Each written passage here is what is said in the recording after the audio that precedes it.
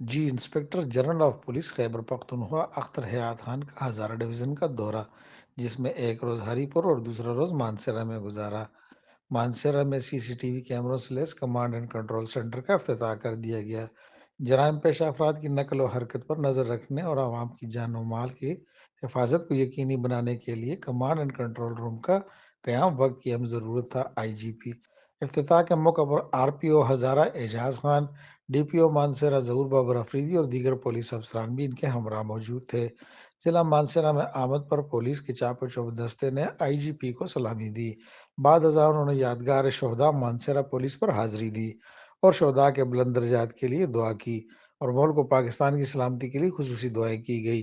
D P او مانسیرہ نے inspector general of police Khyber Pakhtunkhwa Akhtar Khan کو سی C T V کیمروں کے حوالے سے تفصیلات بتائی اور کہا کہ ضلع بھر کے تمام داخلی اور خارجی راستوں پر، بازاروں اور دیگر مقامات پر 300 سے زائد سی سی ٹی وی کیمرے نصب کیے گئے ہیں، جن کی مانیٹرنگ کے لیے کنٹرول روم میں 24 گھنٹے کے لیے ٹیکنیکل اسٹاف بھی تعینات کر دیا گیا ہے، جبکہ سی سی ٹی وی کیمروں کی تعداد میں مزید اضافہ کیا جائے گا۔